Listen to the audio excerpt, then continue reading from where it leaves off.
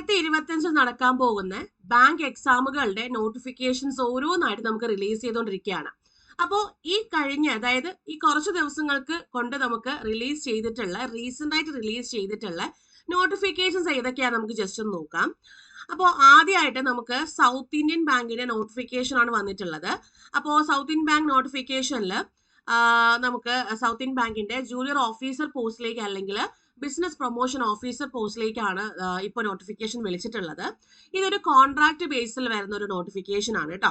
അപ്പോൾ ഇതിൽ എന്തൊക്കെയാണ് ഇമ്പോർട്ടന്റ് കാര്യങ്ങളൊക്കെ നമുക്ക് നോക്കാം. ആദ്യം ഡേറ്റ്സ് നോക്കാം. ആപ്ലിക്കേഷൻ സ്റ്റാർട്ട് ചെയ്യുന്നത് ഈ മാസം 19, അതായത് മെയ് 19, അതായത് തിങ്കളാഴ്ച സ്റ്റാർട്ട് ചെയ്യുവാണ്. ഇനി എൻഡ് ഡേറ്റ് വരുന്നത് മെയ് 26-നാണ്. ഇനി എലിജിബിലിറ്റി വരുമ്പോൾ ഏപ്രിൽ 30 വരെയുള്ള കണക്ക് പ്രകാരമുള്ള എലിജിബിലിറ്റി എന്ന് പറയുന്നത് മാക്സിമം 28 വയസ്സ് വരെയുള്ളവർക്ക് ആപ്ലിക്കേഷൻ കൊടുക്കാൻ സാധിക്കും. ഇനി SC/ST കാൻഡിഡേറ്റ്സിനാണെങ്കിൽ 5 വർഷത്തെ ഏജ് റിലാക്സേഷൻ ഉണ്ട്, അതായത് 33 വയസ്സ് വരെ ആപ്ലിക്കേഷൻ കൊടുക്കാൻ സാധിക്കും. മിനിമം ക്വാളിഫിക്കേഷൻ ഏതൊരു സ്ട്രീമിൽ നിങ്ങൾക്ക് ഗ്രാജുവേഷൻ ഉണ്ടായിരുന്നാൽ മാത്രം മതിയാവും. ഇനി ഇതിന്റെ ഒരു ടേംസും കാര്യങ്ങളൊക്കെ നമുക്ക് ജസ്റ്റ് നോക്കാം. ഡെസിഗ്നേഷൻ നേരത്തെ പറഞ്ഞ പോലെ ജൂനിയർ ഓഫീസർ അഥവാ ബിസിനസ് പ്രൊമോഷൻ ഓഫീസർ ആണ്. ഇതൊരു ടാർഗറ്റ് ബേസ്ഡ് സെയിൽസ് റോൾ ആണ് ഈ ഒരു പോസ്റ്റ് എന്ന് പറയുന്നത്. ഇനി ഇതിന്റെ അപ്പോയിന്റ്മെന്റ് വരുന്നത് ഇനിഷ്യലി 3 വർഷത്തെ കോൺട്രാക്ട് പീരീഡിലായിരിക്കും അപ്പോയിന്റ് ചെയ്യുന്നത്. അത് കഴിഞ്ഞിട്ട് കാൻഡിഡേറ്റിന്റെ പെർഫോമൻസ് ഇവാലുവേറ്റ് ചെയ്ത് അതിനനുസരിച്ചിട്ട് ബാങ്ക് എന്ത് ചെയ്യും, അതിനെ റിന്യൂ ചെയ്ത് കൊടുക്കുകയാണ് ചെയ്യുന്നത്. ഇനി കരിയർ പ്രോഗ്രഷൻ വരുമ്പോൾ നമ്മളിപ്പോൾ ഇനിഷ്യലി 3 വർഷത്തേക്കാണല്ലോ ആ ഒരു കോൺട്രാക്ട് പീരീഡ് വരുന്നത്. അപ്പൊ അത് കംപ്ലീറ്റ് ചെയ്യുക, അല്ലെങ്കിൽ ഇപ്പോൾ അത് കംപ്ലീറ്റ് ചെയ്തതിന് ശേഷം പെർഫോമൻസ് പ്രകാരം നിങ്ങൾക്ക് ഒരു റിന്യൂ കാര്യങ്ങളൊക്കെ നടത്തിയിട്ടുണ്ടെന്നുണ്ടെങ്കിൽ അതിനുശേഷം ആ ഒരു ഒരു പരിധി വരെ ആയിരിക്കും റിന്യൂ ചെയ്ത് കൊടുക്കുക. അപ്പൊ റിന്യൂ ചെയ്തതിന് ശേഷം അതിനുശേഷം ഹൈലി പെർഫോമിംഗ് ആയിട്ടുള്ള കാൻഡിഡേറ്റിനെ ബാങ്ക് ഐഡന്റിഫൈ ചെയ്യുകയും അവരെ അസിസ്റ്റന്റ് മാനേജർ സ്കെയിൽ 1 പോസ്റ്റിലേക്ക് കൺസിഡർ ചെയ്യുകയും ചെയ്യും എന്നുള്ളതാണ് കരിയർ പ്രോഗ്രഷനിൽ പറഞ്ഞിട്ടുള്ളത്. ഇനി സർവീസ് എഗ്രിമെന്റ് ആണെങ്കിൽ പ്രത്യേകിച്ച് ഒരു സർവീസ് എഗ്രിമെന്റ് കാര്യങ്ങളൊന്നും ഇതിനകത്തില്ല. റെഗുലർ എംപ്ലോയ്മെന്റ് കൊടുക്കുന്ന ആ റെഗുലർ എംപ്ലോയ്മെന്റ് റിക്രൂട്ട് ചെയ്യുമ്പോഴുള്ള ഒരു സർവീസ് പീരീഡ് അങ്ങനത്തെ കാര്യങ്ങളൊന്നും ഇതിനകത്തില്ല. ഒരു മിനിമം സർവീസ് പീരീഡ് ഒന്നും മാൻഡേറ്ററി അല്ല. Posting location anywhere in India ആണ്, അത് ബാങ്കിന്റെ റിക്വയർമെന്റ് പ്രകാരം. അതുപോലെ ട്രാൻസ്ഫറും കാര്യങ്ങളൊക്കെ ഉണ്ടാവും, ബാങ്കിന്റെ റിക്വയർമെന്റ് പ്രകാരമുള്ള ട്രാൻസ്ഫറും കാര്യങ്ങളൊക്കെ ഉണ്ടാവും. അതാണ് പോസ്റ്റിംഗ് ലൊക്കേഷൻ വരുമ്പോൾ. ഇനി സാലറി വരുമ്പോഴത്തേക്കും അത്യാവശ്യം നല്ലൊരു പാക്കേജ് തന്നെയാണ് സാലറി വരുമ്പോൾ. At the time of joining തന്നെ 7.44 lakh പെർ ആനം ആണ് അവിടെ വരിക. അതായത് അതിനകത്ത് NPS കോൺട്രിബ്യൂഷൻ ഉണ്ടാവും, ഇൻഷുറൻസ് പ്രീമിയം ഉണ്ടാവും, വേരിയബിൾ പേ, അതായത് പെർഫോമൻസ് പ്രകാരം വരുന്ന വേരിയബിൾ പേ കാര്യങ്ങളൊക്കെ ഇൻക്ലൂസീവ് ചെയ്തിട്ടാണ് 7.44 per lakh വരുന്നത്. ഇനി ജനറൽ ടേംസ് വരുന്ന സമയത്ത് അതിന് പറയുന്നത് ഒഫീഷ്യൽ ഡ്യൂട്ടി അലവൻസ്, ഇപ്പം ഒഫീഷ്യലി ട്രാവൽ ചെയ്യുന്നത് പോലെ lodging allowance, halting allowance, travel expense, ഇതൊക്കെ ഉണ്ടാവും. ഒഫീഷ്യൽ ഡ്യൂട്ടി അലവൻസ് ഉണ്ടാവും. ഇൻഷുറൻസ് കവറേജ് വരുമ്പോൾ group medical insurance, group accidental insurance, ഈ കാര്യങ്ങളെല്ലാം നമുക്ക് ഈ പറയുന്ന ഇൻഷുറൻസ് കവറേജിനകത്ത് പെടും. അതുപോലെ ബാക്കിയുള്ള അലവൻസ്, ഇപ്പം സ്റ്റാഫ് ലോണ്, അതുപോലെ എന്തെങ്കിലും ബെനിഫിറ്റ്സുകൾ, അല്ലെങ്കിൽ ഇപ്പൊ നമുക്ക് പറയാൻ പല ഫെസിലിറ്റീസ്, അത് റെഗുലർ എംപ്ലോയീസിന് ആപ്ലിക്കബിൾ ആയിട്ടുള്ള അലവൻസ് കാര്യങ്ങളൊന്നും ആപ്ലിക്കബിൾ അല്ല എന്നുള്ള കാര്യം ഇവിടെ പറയുന്നുണ്ട്. ഇനി ഇൻക്രിമെന്റ് വരുന്ന സമയത്ത് ആനുവൽ ഇൻക്രിമെന്റ് ആണ് വരുന്നത്. ഓക്കെ, ഒരു കോൺട്രാക്ട് പീരീഡിൽ, അതായത് കോൺട്രാക്ട് പീരീഡിൽ ഒരു ആനുവൽ ഇൻക്രിമെന്റ് കാര്യങ്ങളൊക്കെയാണ് വരുന്നത്. അതായത് ഓരോരോ പാരാമീറ്റേഴ്സ് അനുസരിച്ചിട്ടുള്ള ആനുവൽ ഇൻക്രിമെന്റ് കാര്യങ്ങളൊക്കെ വരുന്നുണ്ട്. ഇനി സെലക്ഷൻ മോഡ് വരുന്ന സമയത്ത് ഓൺലൈൻ ടെസ്റ്റ് ഉണ്ട്, പേഴ്സണൽ ഇന്റർവ്യൂ ഉണ്ട്. അത് കഴിഞ്ഞിട്ട് ഇതാണ് നമ്മുടെ റിക്രൂട്ട്മെന്റ് പ്രോസസ്സ് വരിക. ഇനി ഇതിൽ എന്തൊക്കെയാണ് ബാക്കി വരുന്നത് നോക്കാം. ബാക്കി നമുക്ക് ആപ്ലിക്കേഷൻ ഫീസ് ആണ്. ആപ്ലിക്കേഷൻ ഫീസ് വരുമ്പോൾ ജനറൽ കാറ്റഗറിക്ക് 500 രൂപയാണ് ഫീസ് വരിക. SC/ST കാറ്റഗറിക്ക് ആണെങ്കിൽ 200 രൂപയായിരിക്കും ഫീസ് വരുന്നത്. ഓക്കെ, ഈ ഒരു കാര്യം കൂടി അതിനകത്ത് പറയുന്നുണ്ട്. ഇനി ഹൗ ടു അപ്ലൈ ആണ്, എന്തൊക്കെയാണ് വേണ്ടത്, ഫോട്ടോഗ്രാഫ് വേണം, സിഗ്നേച്ചർ വേണം, അതുപോലെ റെസ്യൂമെ വേണം, അങ്ങനത്തെ കാര്യങ്ങളെല്ലാം. ഇനി എഡ്യൂക്കേഷൻ ഡോക്യുമെന്റ്സ് കാര്യങ്ങളൊക്കെ വേണം. ആ ഒരു കാര്യങ്ങളൊക്കെ ഹൗ ടു അപ്ലൈനകത്ത് മെയിൻലി പറഞ്ഞിട്ടുണ്ട്. അപ്പൊ ഇത്രയാണ് നമുക്ക് ഈ സൗത്ത് ഇന്ത്യൻ ബാങ്കിന്റെ കാര്യത്തിൽ വരുന്നത് കേട്ടോ. അപ്പൊ ഓൺലൈൻ ടെസ്റ്റ് ഉണ്ടാവും, അതുപോലെ പേഴ്സണൽ ഇന്റർവ്യൂ ഇതിനകത്ത് ഉണ്ടായിരിക്കും. ഈ ഒരു കാര്യം കൂടെ ഒന്ന് ഓർത്ത് വെച്ചിരിക്കുന്നതാണ് മോഡ് ഓഫ് സെലക്ഷൻ എന്ന് പറയുന്നത്. ഓക്കെ, ഇനി ഇത്രയും കാര്യങ്ങളാണുള്ളത്. അപ്പൊ ഇത് ഇത്രയും നിങ്ങൾ ക്ലിയർ ആണെന്ന് വിചാരിക്കുന്നു. ഇതാണ് സൗത്ത് ഇന്ത്യൻ ബാങ്കിന്റെ നമ്മുടെ ഓഫീസർ പോസ്റ്റ് അഥവാ ബിസിനസ് പ്രൊമോഷൻ ഓഫീസർ പോസ്റ്റിലേക്കുള്ള ആ ഒരു റിക്രൂട്ട്മെന്റ് ഡീറ്റെയിൽസ് എന്ന് പറയുന്നത്. ഇനി നെക്സ്റ്റ് വന്നിട്ടുള്ളത് IOB ആണ്. IOB എന്ന് പറയുമ്പോൾ ഇന്ത്യൻ ഓവർസീസ് ബാങ്കിന്റെ ലോക്കൽ ബാങ്ക് ഓഫീസർ. നമ്മൾ കഴിഞ്ഞ വർഷം തൊട്ട് കേൾക്കാൻ തുടങ്ങിയ ഒരു പോസ്റ്റ് ആണ് LBO, local bank officer. Union bank of India local bank officer, അങ്ങനെ അടുത്തടുത്ത് പിന്നെ കുറേ ഇതുപോലെ LBO പോസ്റ്റുകളൊക്കെ വിളിച്ചിട്ടുണ്ടായിരുന്നു. അപ്പൊ ഇതില് ഇന്ത്യൻ ഓവർസീസ് ബാങ്കിന്റെ LBO പോസ്റ്റ് ആണ് വന്നിട്ടുള്ളത്. 400 വേക്കൻസീസ് ആണ് റിപ്പോർട്ട് ചെയ്തിട്ടുള്ളത്. ഓക്കെ, അത് ലോക്കൽ ബാങ്ക് ഓഫീസർ പോസ്റ്റിലേക്ക് 400 വേക്കൻസീസ് ആണ് റിപ്പോർട്ട് ചെയ്തിട്ടുള്ളത്. ഇനി ഓൺലൈൻ ആപ്ലിക്കേഷൻ കൊടുക്കുന്നത് ഈ മാസം 12-ാം തീയതി തൊട്ട് നമുക്ക് ഓൺലൈൻ ആപ്ലിക്കേഷൻ സ്റ്റാർട്ട് ചെയ്തിട്ടുണ്ട്. ഈ മാസം 31 വരെ ആപ്ലിക്കേഷൻ കൊടുക്കാവുന്നതാണ്. ഇനി രജിസ്ട്രേഷൻ സ്റ്റാർട്ട് ചെയ്യുന്നത് മെയ് 12 തൊട്ട് മെയ് 31 വരെയാണ് ആ ഒരു കാര്യങ്ങളൊക്കെ വരിക. അതുപോലെ ആപ്ലിക്കേഷൻ ഫീസ് കാര്യങ്ങളൊക്കെ കൊടുക്കാനുള്ള ആ ഒരു ഡേറ്റും ഈ പറയുന്നത് തന്നെയാണ്, 12 തൊട്ട് 31 വരെയാണ്. ഇനി വേക്കൻസീസ് നോക്കുമ്പോൾ നമുക്ക് കേരളത്തിനകത്ത് വേക്കൻസി ഇല്ല, പക്ഷെ തമിഴ്നാട്ടിൽ 260 വേക്കൻസി ഉണ്ട്, ഒഡീഷയ്ക്ക് 10 വേക്കൻസി ഉണ്ട്, Maharashtra 45 vacancy, Gujarat 30 vacancy, west Bengal 34 vacancy, Punjab 21 vacancy. ഇവിടെ മാൻഡേറ്ററി ആയിട്ട് നമുക്ക് ലാംഗ്വേജ് പ്രൊഫഷ്യൻസിയും കൂടെ നിങ്ങൾ അറിയും. ഇപ്പൊ തമിഴ്നാടാണ് നിങ്ങൾ അപ്ലൈ ചെയ്യുന്നതെങ്കിൽ അവിടെ തമിഴ് നിങ്ങൾ മാൻഡേറ്ററി ആയിട്ട് അറിഞ്ഞിരിക്കണം, കാരണം LPT ടെസ്റ്റ് ഒക്കെ വരുന്നുണ്ട്. കേരളം ആണെങ്കിൽ നമുക്ക് ഒന്നും നോക്കണ്ടായിരുന്നു, നമുക്ക് ഡയറക്റ്റ്ലി കയറി അപ്ലൈ ചെയ്ത് നമുക്ക് LPT പോലും ഉണ്ടാവില്ല, കാരണം നമ്മൾ മലയാളം പഠിച്ചിട്ടുണ്ടെന്നുള്ളൊരു തെളിവ് കൊടുത്തു കഴിഞ്ഞാൽ നമുക്ക് LPT, അതായത് ലാംഗ്വേജ് പ്രൊഫഷ്യൻസി ടെസ്റ്റ് അവിടെ എഴുതേണ്ടി വരില്ല. ഓക്കെ, പക്ഷേ വേറുള്ള സ്റ്റേറ്റുകളിലാണെന്നുണ്ടെങ്കിൽ ഈ പറയുന്ന പ്രൊഫഷ്യൻസി ടെസ്റ്റ് നമ്മൾ കൊടുത്തിരിക്കണം. അപ്പോൾ നിങ്ങളിപ്പോൾ മഹാരാഷ്ട്രയിലാണ് അപ്ലൈ ചെയ്യുന്നതെങ്കിൽ നിങ്ങൾക്ക് മറാത്തി നിങ്ങൾ അറിഞ്ഞിരിക്കുക, റീഡ് റൈറ്റ് ആൻഡ് സ്പീക്ക് നിങ്ങൾ അറിഞ്ഞിരിക്കണം, മസ്റ്റായിട്ടും അത് LPTയിൽ അവർ ചെക്ക് ചെയ്യും. ഓക്കെ, അപ്പൊ നിങ്ങൾക്ക് ഏതാണോ ലോക്കൽ ലാംഗ്വേജ്, ഇപ്പം കേരളം ഇല്ല, നിങ്ങൾക്ക് ഏതെങ്കിലും സ്റ്റേറ്റുകളിൽ അപ്ലൈ ചെയ്യണം എന്നുണ്ടെങ്കിൽ നിങ്ങൾ എന്ത് ചെയ്യുക, അവിടുത്തെ ലോക്കൽ ലാംഗ്വേജ് അറിയാമെന്നുള്ള ഒരു സ്റ്റേറ്റിലേക്ക് നിങ്ങൾക്ക് എന്ത് ചെയ്യാൻ പറ്റും, ആപ്ലിക്കേഷൻ കൊടുക്കാൻ സാധിക്കും. അപ്പൊ ഏറ്റവും കൂടുതൽ വേക്കൻസി വന്നിട്ടുള്ളത് നമ്മുടെ തമിഴ്നാട് തന്നെയാണ് കേട്ടോ. അപ്പൊ തമിഴ്നാട് കൊടുക്കാൻ പറ്റുമെന്നുള്ളവർ എന്ത് ചെയ്യുക, തമിഴ് അറിയാമെന്നുള്ളവർ അവിടെ തന്നെ കൊടുക്കാനായിട്ട് നോക്കുക, നമുക്കിപ്പോ കേരളത്തിൽ ഇല്ലാത്തതുകൊണ്ട്. ഇനി നമുക്ക് ഇതിനകത്ത് ഏറ്റവും മെയിൻ ആയിട്ട് വരുന്നത് എലിജിബിലിറ്റി ക്രൈറ്റീരിയ ആണ്. എലിജിബിലിറ്റി ക്രൈറ്റീരിയയിൽ വേറെ പ്രത്യേകിച്ചൊന്നും പറയുന്നില്ല. നമുക്ക് ഗ്രാജുവേറ്റ് ആയിരിക്കണം, എപ്പോഴും ബാങ്ക് എക്സാമിന് പറയുന്ന പോലെ തന്നെ ഗ്രാജുവേറ്റ് ആയിരിക്കണം എന്നുള്ള കാര്യം പറയുന്നുണ്ട്. അതായത് നോക്കിക്കേ, degree in and discipline from a university recognised by government of India or any equivalent qualification recognised as such the central government ആണ്. അതുപോലെ കാൻഡിഡേറ്റിന്റെ കയ്യിൽ ഈ വാലിഡ് ആയിട്ടുള്ള മാർക്ക് ഷീറ്റ്, അതുപോലെ ഡിഗ്രി സർട്ടിഫിക്കറ്റ്, ഇന്ന ഡേറ്റിൽ ഒരു ഡേറ്റ് ഉണ്ടാവും, അതായത് ഒരു കട്ട് ഓഫ് ഡേറ്റ് ഉണ്ടാവും, ആ ഇന്ന ഡേറ്റിൽ നിങ്ങൾക്ക് കിട്ടിയ ഒരു വാലിഡ് മാർക്ക് ഷീറ്റും കാര്യങ്ങളൊക്കെ നിങ്ങളുടെ കയ്യിൽ ഉണ്ടായിരിക്കണം എന്നുള്ള കാര്യം ഒരു മെയിൻലി പറയുന്നുണ്ട്. അതുപോലെ നിങ്ങളിപ്പോൾ മാർക്സ് കൊടുക്കുന്ന സമയത്ത് കറക്റ്റ് മാർക്സിന്റെ ആ ഒരു പെർസെന്റേജ് മാർക്സ് ഒക്കെ വരുന്നില്ലേ, അപ്പോൾ അത് കറക്റ്റ് ആയിട്ട് തന്നെ ഇൻഡിക്കേറ്റ് ചെയ്യാൻ ശ്രമിക്കുക. അതിന്റെ തന്നെ സർട്ടിഫിക്കറ്റും കാര്യങ്ങളൊക്കെ ഉണ്ടെങ്കിൽ അത് എടുത്തു വെക്കാനും ശ്രമിക്കുക. ഇനി ഏജ് ലിമിറ്റ് വന്നിട്ട് 20 വയസ്സ് തൊട്ട് 30 വയസ്സ് വരെ ഉള്ളവർക്കാണ് ആപ്ലിക്കേഷൻ കൊടുക്കാൻ സാധിക്കുന്നത്. ഇവിടെ കട്ട് ഓഫ് ഡേറ്റ് വരുന്നത് first day of the month in which online registration comments 1/5/2025, അതായത് ഈ മാസം 1-ാം തീയതി, അതിന്റെ ഫസ്റ്റ് ഡേറ്റ് ആണ് കട്ട് ഓഫ് അവർ കൊടുത്തിട്ടുള്ളത്. അതുപോലെ ഏജിന്റെ കട്ട് ഓഫ് വന്നിട്ട് 1/5/2005 ശേഷവും, അതുപോലെ 2/5/95 ഏർലിയർ ആയിട്ടും ബോൺ ചെയ്യാൻ പാടില്ല. ഈ രണ്ട് ഡേറ്റുകളും ഇൻക്ലൂസീവ് ആണെന്നുള്ള കാര്യം, ഉൾപ്പെട്ടിട്ടുണ്ടെന്നുള്ള കാര്യമാണ് പറയുന്നുണ്ട്. ഇനി ഏജ് റിലാക്സേഷനും കാര്യങ്ങളുണ്ട്. നമ്മൾ ബാങ്ക് എക്സാമിന് എന്താണോ ഏജ് റിലാക്സേഷൻ അതുപോലെ തന്നെയുണ്ട്. SC/STക്ക് 5 വർഷം, OBC നോൺ ക്രീമി ലെയറിന് 3 വർഷം, പേഴ്സൺ വിത്ത് ബെഞ്ച് മാർക്ക് ഡിസബിലിറ്റീസിന് 10 വർഷം, പേഴ്സൺ അഫക്റ്റഡ് ബൈ 1984 റിയോട്സ് 5 വർഷം, എക്സ് സർവീസ് മെൻ, അതുപോലെ കമ്മീഷൻഡ് ഓഫീസേഴ്സ് അങ്ങനെയുള്ളവർക്ക് 5 വർഷം. അങ്ങനെ ഏജ് റിലാക്സേഷനും കാര്യങ്ങളും ഇവിടെ പറയുന്നുണ്ട്. ഓക്കെ, പിന്നെ റിസർവേഷൻ്റെ നിങ്ങൾക്ക് ഏതൊക്കെ റിസർവേഷൻ ആണെന്നുള്ള താഴെ അത് വളരെ ഡീറ്റെയിൽ ആയിട്ട് തന്നെ പറയുന്നുണ്ട്. അപ്പോൾ അതൊക്കെ നിങ്ങൾ നോക്കിയിട്ട് അതിന്റെ സർട്ടിഫിക്കറ്റും കാര്യങ്ങളൊക്കെ നിങ്ങൾ എടുത്തു വെച്ചിരിക്കുക. സ്ക്രൈബും കാര്യങ്ങളൊക്കെ ആവശ്യമുണ്ടെന്നുണ്ടെങ്കിൽ അതിന്റെ സർട്ടിഫിക്കറ്റും കാര്യങ്ങളൊക്കെ നിങ്ങൾ എടുത്തു വെച്ചിരിക്കണം കേട്ടോ. ഇനി ഇതിന്റെ ഇമോളുമെന്റ്സ് എന്താ നോക്കാം. 1/5/2025 പ്രകാരമുള്ള അതിന്റെ പോളിസീസും ഇമോളുമെന്റ്സ് എന്താണെന്ന് നമുക്ക് ജസ്റ്റ് നോക്കാം. പേ സ്കെയിൽ, അലവൻസ്, പ്രീ പെർക്വിസൈറ്റ്സ്, ഇത്രയും നമുക്ക് നോക്കണം. അതായത് നമ്മുടെ സ്കെയിൽ ഓഫ് പേ, അത് അസിസ്റ്റന്റ് മാനേജർ ആണല്ലോ, സ്കെയിൽ 1 ആണല്ലോ, അപ്പൊ അത് 48,480 ആണ് ബേസിക് പേ വരുന്നത്. അപ് ടു 85,920 വരെയാണ് ആ ഒരു ബേസിക് പേ കാര്യങ്ങളൊക്കെ വരിക.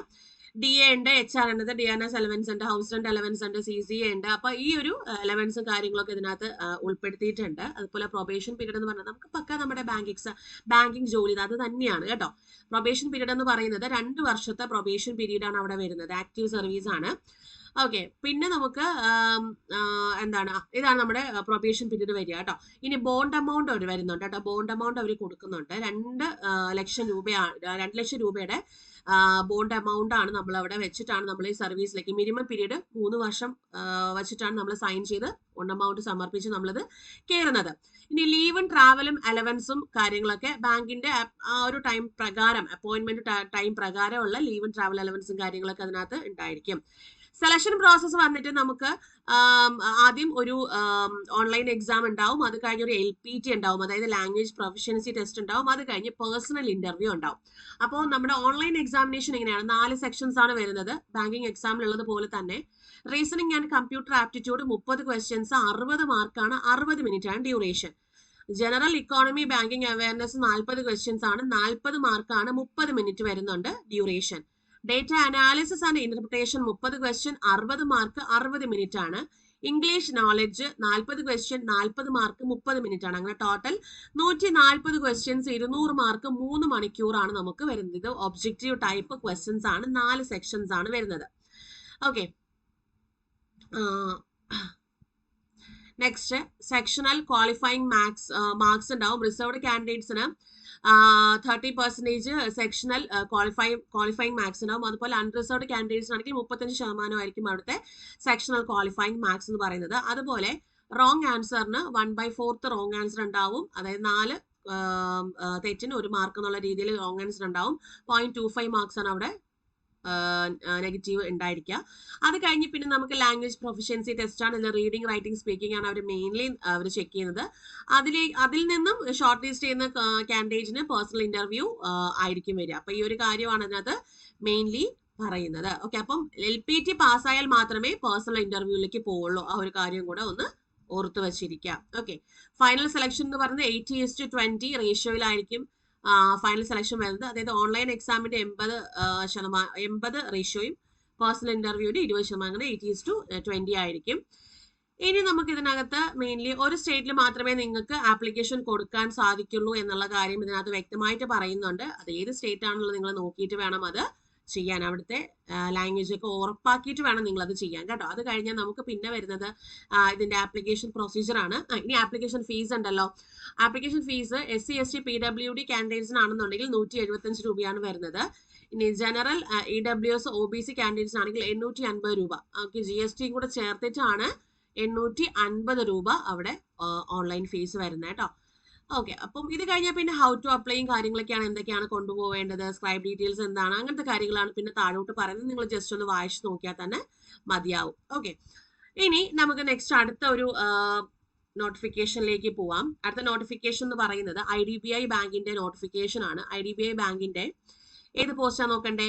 ജൂനിയർ അസിസ്റ്റന്റ് മാനേജർ പോസ്റ്റ് ആണ്, അതായത് ഗ്രേഡ് O പോസ്റ്റ് ആണ്. കഴിഞ്ഞ വർഷം ഇതേ ഇതിൽ വിളിച്ചിട്ടുണ്ടായിരുന്നു. ഓക്കെ, ഗ്രേഡ് O പോസ്റ്റ് ആണ്. ഇതില്